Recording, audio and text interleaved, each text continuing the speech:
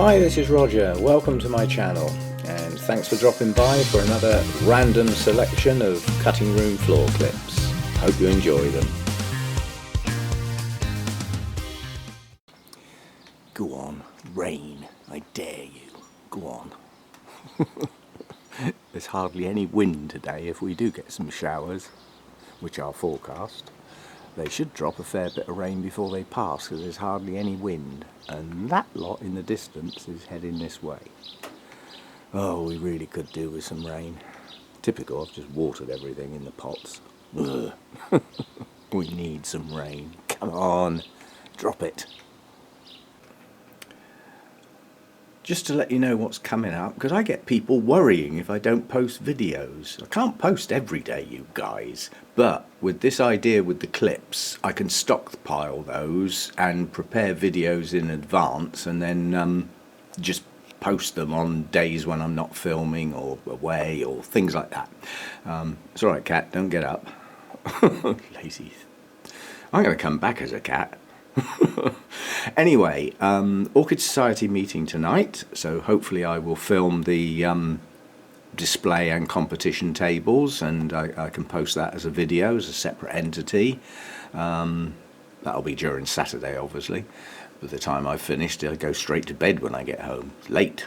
And in addition to that, if plans go according to plan, which they often don't, I should be picking my daughter up at the crack of dawn on Sunday morning after she's done her little babysitting job, and she'll be down for the long bank holiday weekend. We've got work to do in the garden, which, although I'll still have to do some watering, I'll need to do that at a reasonable pace, so I probably won't be filming much. So there won't be much around until probably Wednesday again. I'll see what I can do, but there may be some gaps. It just happens. I know I like to post something every day, and sometimes 2 or even 3 now and again, but you know, I can't always do that, so we'll see how we get on anyway. Okay, you know, I'm always going on about spot the right time to repot your orchids and relieve their stress value. It is important, with some orchids far more than others, and cattleyas are some of the worst. If you get it wrong, you can set your plant back so much, sometimes as much as a year or even more.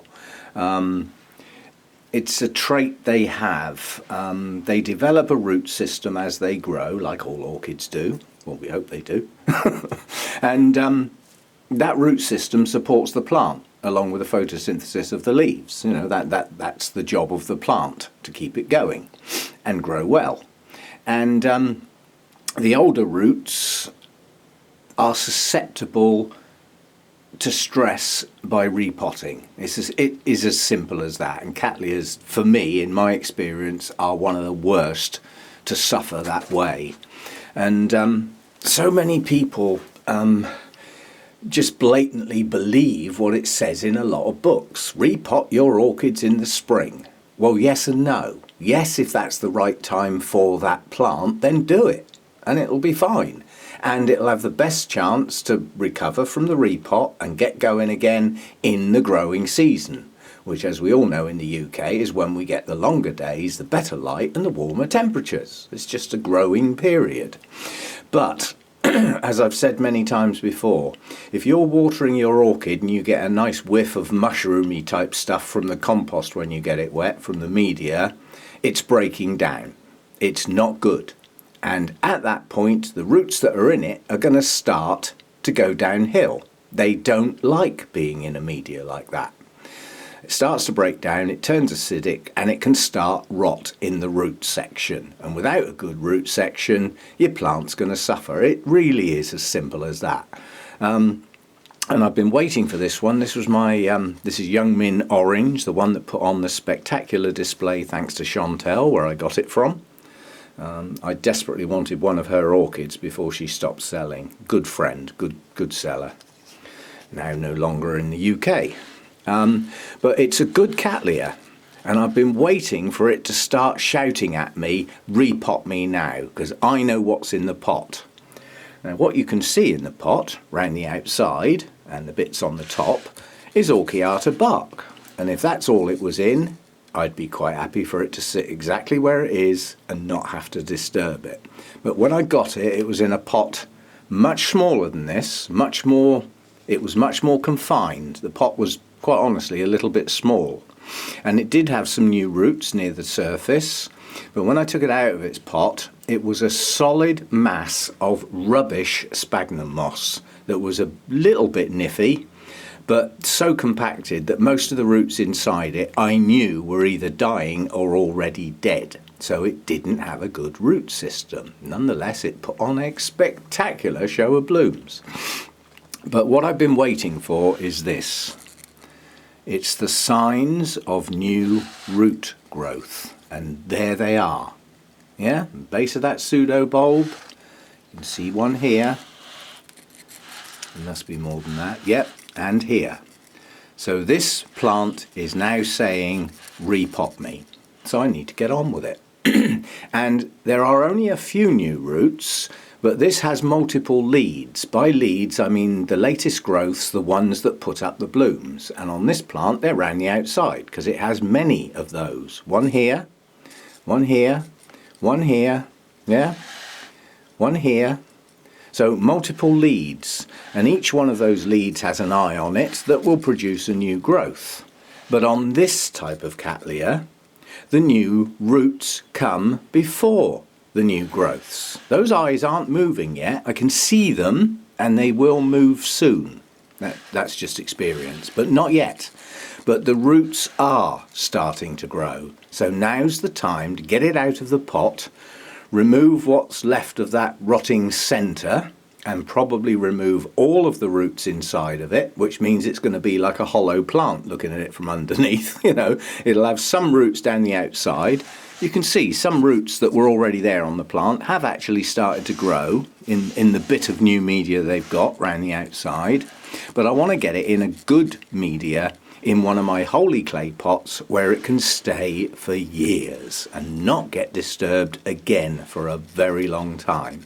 Quite honestly, the next time it'll get disturbed is when it's hanging over the edge of the pot. And it might even stay there then. Because quite honestly, new leads on a Cattleya that grow over the side of a clay pot and attach to the pot are not the end of the world. If it ever gets so big that the pot looks silly and far too small, quite honestly, with a clay plot, you can just hit it with a hammer, and the pieces that fall off, and the rest of what stays attached can just go in the bigger pot. The pieces of clay won't hurt. They're not going to rot, they're not going to break down, and the roots that are on them can stay there without being disturbed. It's not the end of the world. But yeah, that needs repotting. It's come to its time. I've been waiting for that since the blooms dropped.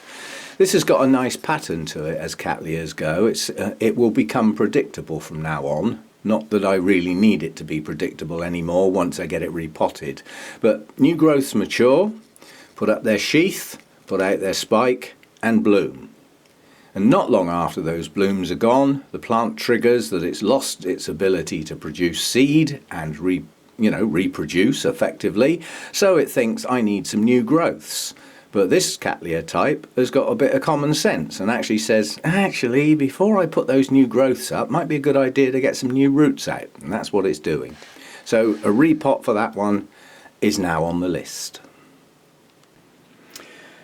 Last time I had a chat about my orchid fertilizer and the sort of levels that I'm using, I forgot to mention pH. I've been reminded.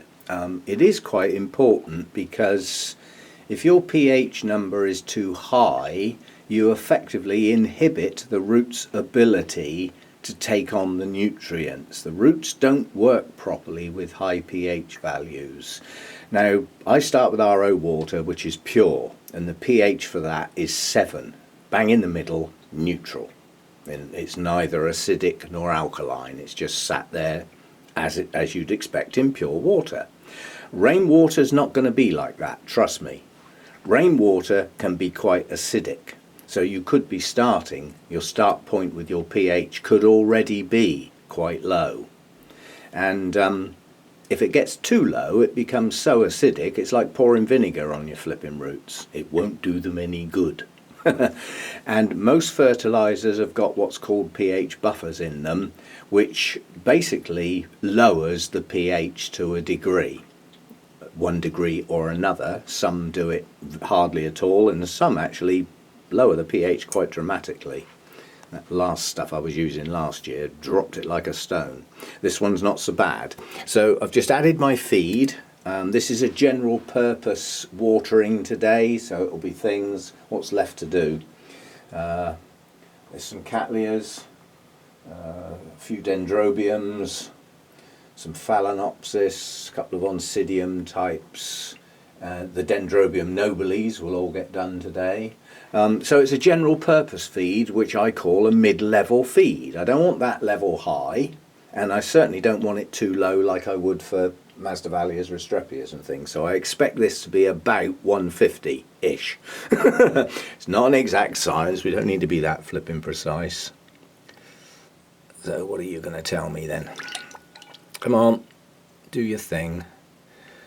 Well, the reading on the TDS meter is 157, 156-ish. Yeah, again, the meter's not 100% accurate, but that's around what I was after. If that had been up 160 or even 170, I'd have probably let it go, and if it was down at 130, 140, I'd have probably let it go. I just need it around the 150 mark for a general purpose medium level feed for my orchids. Bearing in mind they do get fed quite frequently. Now these cheapo pH meters are a pain in the proverbial. Mine always reads high, and then after sitting in the water for a while it starts to drop. It was 6.4 when I stuck it in the water. It's now down to 6.2. Wiggle it around, it might go down even lower. Yep, it's now reading 6. Now in my book that's damn near perfect for orchids. If it drops a bit lower, you know, 5.9, 8, 7, 5, you know, even down as low as 5.5 is still probably okay, depending on your media. If your media is organic and it's already a little bit acidic, obviously that's going to add and reduce the pH even more. But that's hovering at around 5.9, 6. Perfectly happy with that. So, yep.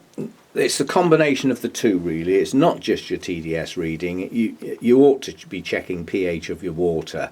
Now I know what my pH starting point is because it is pure water. But if I was using anything else, like tap water, well water, rainwater, it's got to be worth just doing a quick check. And I mean, these meters are not expensive. This type of TDS meter is reasonably accurate, reliable. The battery in it lasts for flipping. I've never replaced the battery in this, and I've had it years, so they're good. And as long as you keep remembering to turn them off, the battery will last a hell of a lot longer. But these little cheap pH meters, I think I got these as a pair for about 9 or 10 quid, something like that. So there's not a lot of money been put into that little unit. Not a lot at all.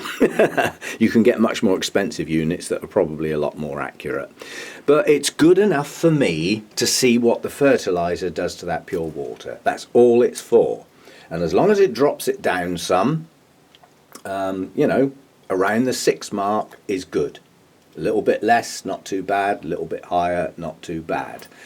Above 7's not so good. There are few orchids that like an alkaline base for their water and their media. There are a few not Phalaenopsis, Paphiopedilums that I can think of that do grow in sort of limestoney areas where the water would be quite alkaline, and that's what their roots would be in. But they are very thin on the ground.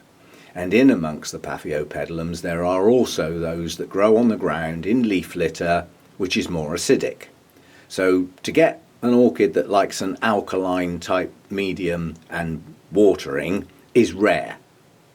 And unless you've got any of those, I wouldn't worry about that end. I'd worry about getting that pH down towards the 6 mark. As I say, a bit below or a bit above is not the end of the world. But around 6 is good.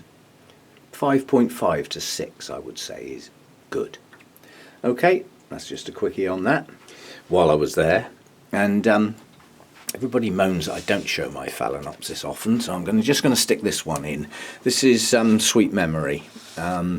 Lovely big leaves on this thing. I mean, the last leaf that I grew is flipping enormous. Damn sight bigger than the ones I got it with.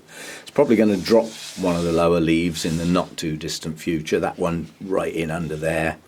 Very twisted, that one, and obviously that's what it was like when I got it. But anyway, I mean, this has got a pretty good root system. It's got quite a few air gaps in here, which near the top, which I'm just about to poke some media in. Then if any new roots come out in that region, they can attach to some bark rather than dancing in air. But this has got a good spike coming on it, and at one point I did believe the old spike might actually start to shoot out the side. The fact that it's so short is unlikely, but might do. But anyway, it's got a spike coming, and at that stage you can't tell how many blooms you're going to get. It's just literally got to the point where it's done its first node, its second node, now it's pushing on. The next node will probably be a bud. So it's a way off blooming yet, but a lovely bloom and highly fragrant. And for me, that plant's getting a bit big. You're starting to take up more space than than you were allocated. And a lot of that was because this leaf decided to grow out off direction. Phalaenopsis tend to be linear. They push one leaf out each side and they take up space in two sort of dimensions and don't use the other two bits. So they're sort of like east-west and not north-south. Well, this one's decided to go south with a big leaf. So it now takes up that amount of space, which is a little bit of a nuisance. Wonder where the next leaf will go. We shall see. But anyway, a bud, a spike, coming soon. Well, actually it'll be a while. Before I drown this one, I was just, like you saw me, just moving a few bits of bark around. What the hell is that down there? That is not a root, that I do know. But it's coming out from a hell of a way down the stem. So two choices, I suppose, Kiki or another spike. I have to just give it some time. But that's not where you expect to see a growth coming from of any kind on a Phalaenopsis, unless it's a root. We have to wait and see what the hell that is. I really find that strange. Oh well, time will tell. Now, as orchids go, this is one of my tattiest looking objects. It's got two crinkly old back bulbs that I'd nearly lost the plant basically. I was lucky to get a new growth on it, seeing as it's lost its root system. But it did push up a new growth, which is nice, and there are some roots down in the pot, a couple on the surface, but the new growth has pushed out some roots. But the most important thing is this. That is a nice spike, and you know I am a sucker for the Wildcat set. Yeah? And that's Wildcat Cheetah, which is one of my favourites. And that is the best spike I've ever had on one of the poorest looking plants I've also got. But it's branched at the base, so we're going to have 3 buds on here. 2 on there, because I don't think that little one's going to develop. And then, you know, 1, 2, 3, 4, 5, 6, 7, 8 or 9 on the main spike. So, you know, we're looking at over a dozen blooms. They're beautiful. If I've got a picture, I'll put a pop-up.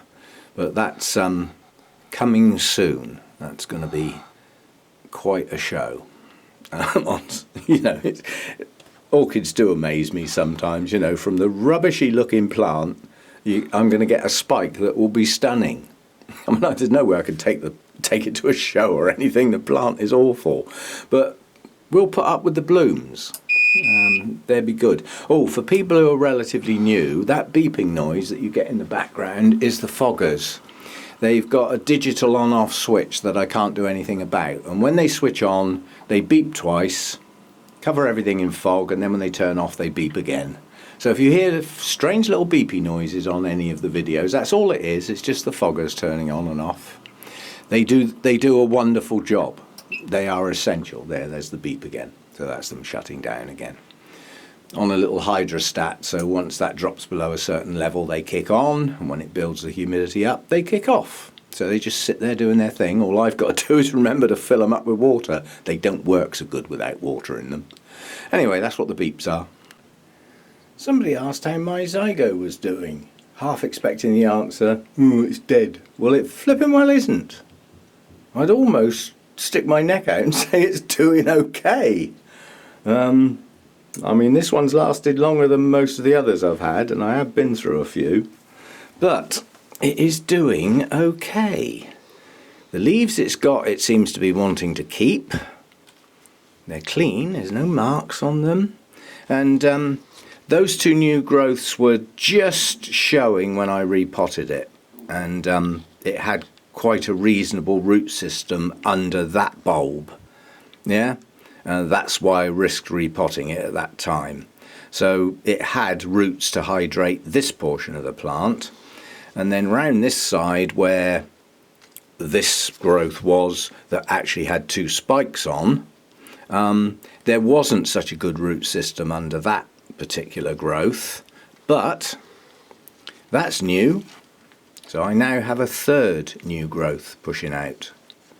Now obviously all of those new growths will eventually do their own root thing. And as long as it's got enough roots to hang in there until that time, and those new growths don't actually fail, this plant's going to push on. It'll be the first one that ever has for me. What am I doing different? Well, actually nothing much. That's the annoying thing. It still makes me wonder why I lost the others. I think it was just failing root systems, repotting wrong and that sort of stuff. And probably, given how these grow and where they come from, far too much air around the roots. You know, these are bordering on being a terrestrial, like I'm semi-terrestrial, but they're often found growing near the base of trees, you know, with half the plant in leaf litter and stuff like that, which would be almost terrestrial. So much tighter media this time, small bark with some moss in, so it stays hydrated for a much longer period, doesn't dry out very quickly, and it's a much finer media for those roots to get into. If that's the only difference and it's worked, then great.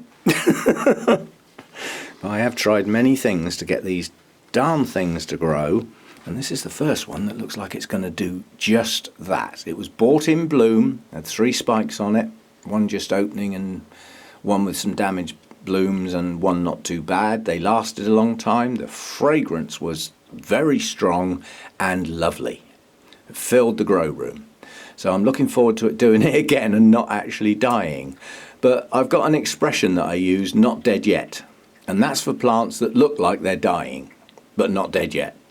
Now I think this can come off that list. This plant is not dying. It's growing. It's pushing out new growths. 3, in fact, so far. Now if that growth capable of pushing out one each side, that one may push out another one round here somewhere. It's possible. You might end up with 4, but 3 at the moment I'm happy with. And as long as they get some roots down in this media, I think this is going to make it. Whoa! I don't know whether that means I can leave the I Kill Zygos Club, or whether I'm still a member because I have in the past. We'll have to decide later. And my Masdevallias don't get shown very often. That's because most of them are not growing very well, as I expected. It's too warm for them in here. But this one loves it. This one is growing like hell. There's new growths coming out everywhere you look. Every little section you pick up and look at has got new growths. What it hasn't got is any freaking flower spikes yet. But looking at my records, this seems to be, strangely for a Masdevallia, this seems to be a mid to late summer bloomer. So we'll have to wait and see. But as a plant, it's a good plant. You know, it's continuously grown through the winter with the odd new growth here and there. Now it's starting to push them out a lot more frequently. And, you know, they're nice healthy new growths. It's a good plant. I mean, there's a couple of little black tips. That's probably where it's had a bit too much feed at some point or another. These do not like a lot of food. But we could do with some flower spikes on this one. This is hybrid Snowbird, Masdevallia Snowbird. And they're pure white blooms and they're nice. They're a reasonable size. Maybe I'll show you one day. I can do a pop-up, obviously. But yeah, I mean, apart from the cat hair, that both of my cats are molting at the moment, or shedding as it's called in some countries. Fur everywhere, flies off them. You've only got to stroke them and you've got a handful of fur. They're a flipping nuisance. But it's a process they have to go through. They get brushed frequently, which gathers a lot of that fur together, and it can go in the bin. so that it doesn't get in under my glasses, in my eyes, stuck to my hands and all over my clothes. But it's just, if you've got cats, that's what they do. If you've got dogs, they probably do it as well, although some dogs don't. Anyway, that's my good Masdevallia. Well pleased. Never expected any of them to grow in this environment, but that one likes it. So that would be, whatever went into making up that hybrid, they are warmth tolerant Masdevallias. They are around. Masdevallias tend to be cool or cold growers. They come from quite high up in the mountains, in montane forests, so constant humidity, lower light and cooler temperatures, and that's where they come from. But if you start looking into some of the species, some of them come down quite low on the hillsides, some of them even almost near the coast. Well, you know, in the countries where they come from, you start getting near the coast, it's not cold. There's people out there in their bathing suits jumping in the sea and stuff. It's not cold. So there are warmth tolerant Masdevallias around. Yeah, nice plant. Well, it's coming to the end of the main nobly blooming season, or it is with me anyway. I've just taken the last of the blooms off of this one. Have a quick look at the plant. Nice new cane coming on there, good strong one. Another one down here, and there's signs of other life down the base of the plant and loads of new roots, so happy with that. And then blow me, I just looked and there's a couple of buds still to come, so yeah, there's a few more to come on that one. This little piece of plant that I broke off, that's got good signs of life down the base, two nice new growths push in there, so that'll build the plant up. That's still holding on to a couple of blooms, you know. Didn't have many, but I mean, it was just a piece of plant that broke off and I stuck in a pot. But this is my odd nobile. When I got this towards the end of last summer, it had blooms on. And basically I wondered what it was going to do. You know, was it going to bloom in the spring? Was it going to be a very late spring bloomer, or is it actually a summer bloomer? There are some. Very pale leaves on this one. It's always had pale leaves. It can be a sign of too much light. I don't think so in this case. I think it's just got pale leaves. It's got good new growths coming out of the base, 1, 2, 3, and a nice lot of new roots. So happy with the plant, and it's got lots of spikes, so it is going to bloom soon.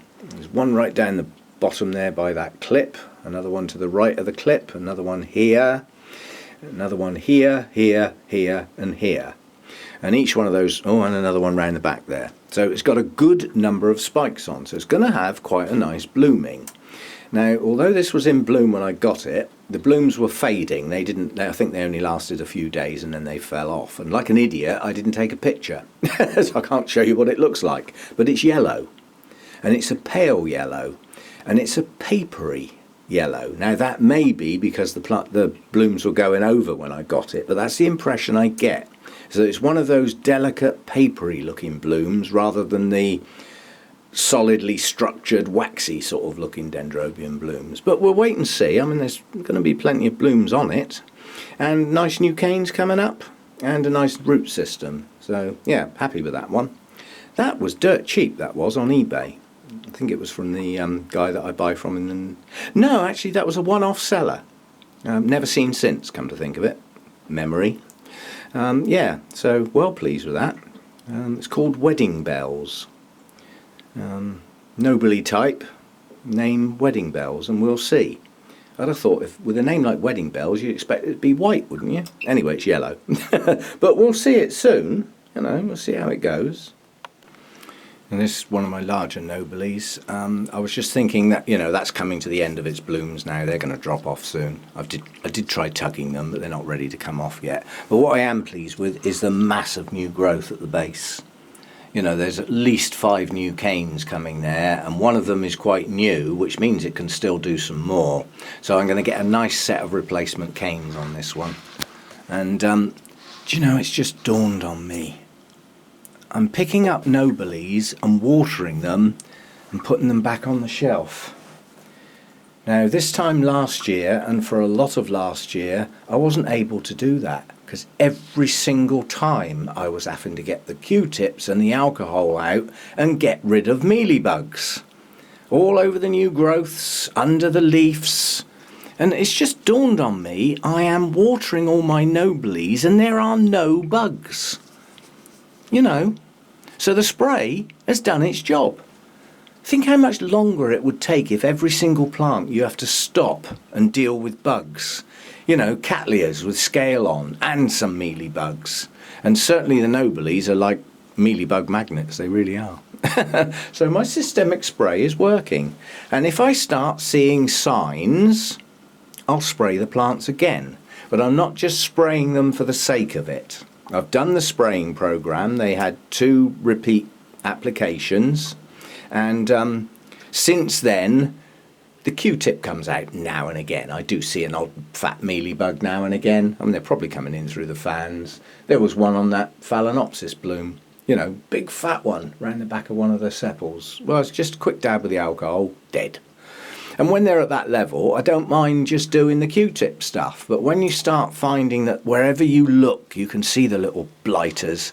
And when they get on the new growths, if they're left there any length of time, they will damage the cane. The leaves that then grow on into full-size leaf will have spots and nicks out of them. They will have done their job and damaged the flipping plant.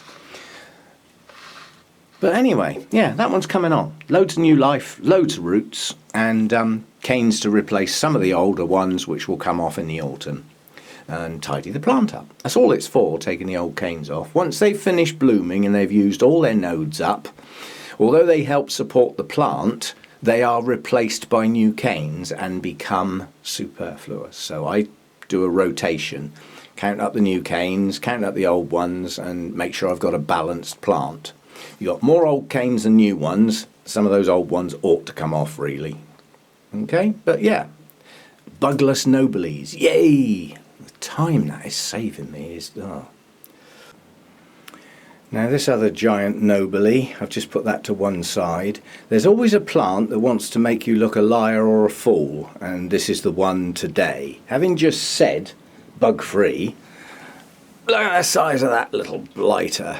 You know, for those of you who've never actually seen a fully grown adult mealy bug, take a peek. Now there's some webby type fluffy white stuff on some of the leaves. That is probably to do with the mealy bug. I'm going to stop rubbing it with my finger because I want to get alcohol on it. That could be where the adult mealy bug has had a walk around and there could be tiny little eggs in amongst that, so it's going to get some treatment. But that's the first plant I've picked up today with a sign. Very little, but I can see the culprit, you know.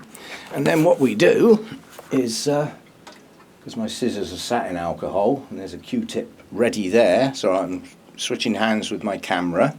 So whatever that fluffy bit is on the leaf, if we give it some alcohol treatment, then in theory that would dehydrate any living thing in there to the point of death.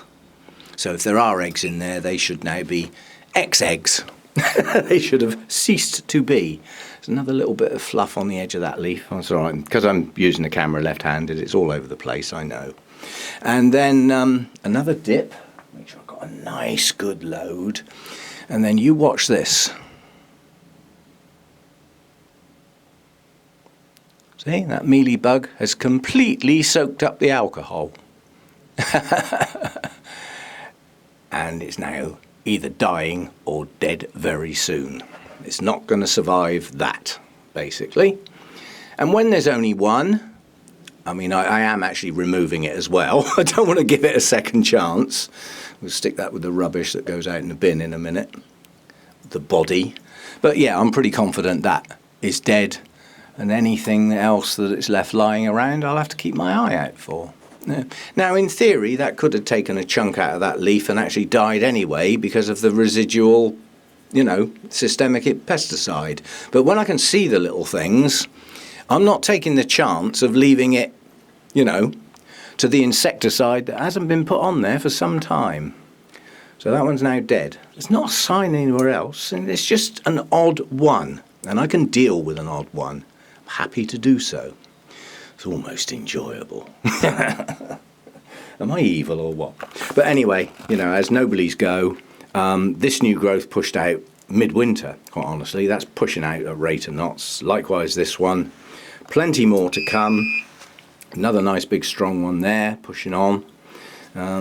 Here, and it probably hasn't finished. So this is really wobbly at the moment because I haven't actually watered it and the pot's dry. So it's very top heavy.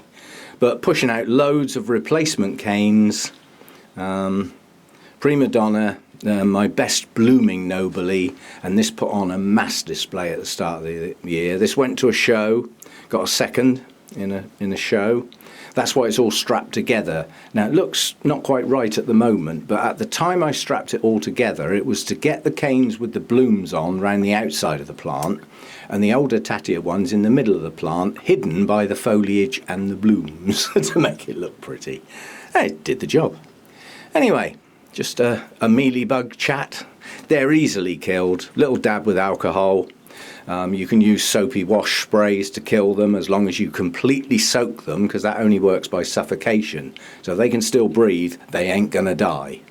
But the idea with a systemic spray is that they are biting pests, and any biting pests that take a chunk out of a plant with that stuff in it should die.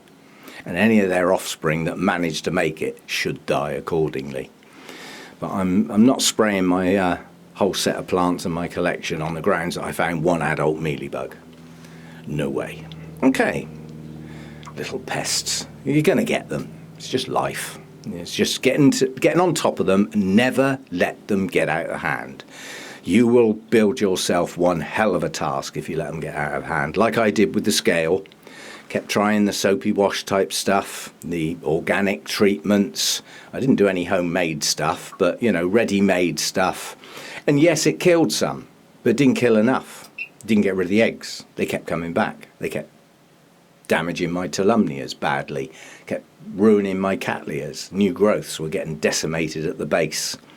So, you know, they are a pain in the proverbial to get rid of once you get scale. So if you ever see any, you get on top of them fast, real fast, and deal with them properly. And as far as I'm concerned, properly means a specific systemic pesticide that says it works for scale. If scale's not on the list, put that one back on the shelf and get another one and use it. And then it'll say, and use it again after so many days. Do it. And quite honestly, I'd do it again.